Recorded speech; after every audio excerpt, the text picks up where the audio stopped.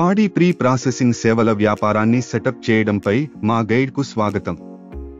ఈ వీడియోలో మీరు ఈ వ్యాపారం నుండి ఎంత సంపాదించవచ్చో మేము నేర్చుకుంటాము. మేము అవసరమైన ప్రారంభ పెట్టుబడిని కూడా విచ్ఛిన్నం చేస్తాము. ఇది 2 వర్గాలలోకి వస్తుంది: స్థిర మూలధనం మరియు వర్కింగ్ క్యాపిటల్. మొదట వ్యాపారం నుండి వచ్చే ఆదాయాల గురించి మాట్లాడుకుందాం. ఉత్తమ దృష్టాంతంలో మీరు ప్రతి సీజన్లో 5 లక్షల నుండి 6 లక్షల రూపాయల వరకు సంపాదించవచ్చు, మరియు అది మెరుగుపడుతుంది.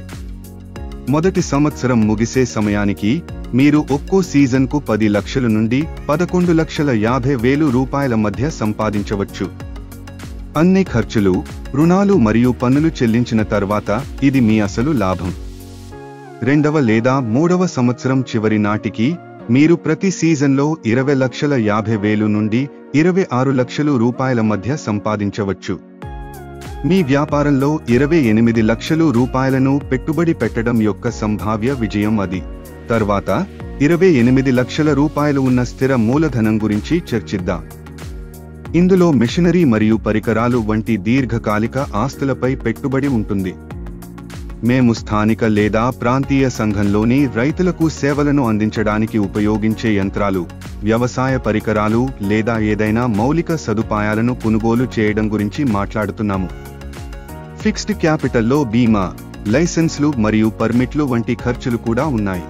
రోజుకు 8 ఎకరాల సామర్థ్యంతో వరి ప్రీ ప్రాసెసింగ్ సేవల వ్యాపారాన్ని ప్రారంభించేటప్పుడు మీకు ఈ రకమైన యంత్రాలు అవసరం. వరి ప్రీ ప్రాసెసింగ్ కోసం మీకు వరి నూర్పిడి యంత్రం అవసరం.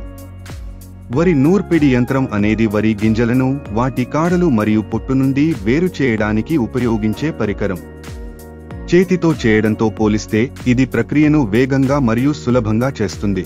సుమారు 27 లక్షల రూపాయలు ఖరీదు చేసే రోజుకు 12 నుండి 15 ఎకరాల సామర్థ్యం గల యంత్రాన్ని లక్ష్యంగా పెట్టుకోండి. తర్వాత ఈ మెషిన్కు వర్కింగ్ క్యాపిటల్ లేదు, కాబట్టి మీ పాడి ప్రీ ప్రాసెసింగ్ సేవల వ్యాపారం కోసం మొత్తం మూలధన పెట్టుబడి 28 లక్షల రూపాయలు.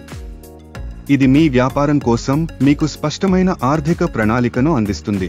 ఈ మూలధనాన్ని ఎక్కడ నుండి పొందాలో అర్థం చేసుకోవడం, మీకు ఎంత అవసరమో తెలుసుకోవడం ఎంత ముఖ్యమో అంతే ముఖ్యం.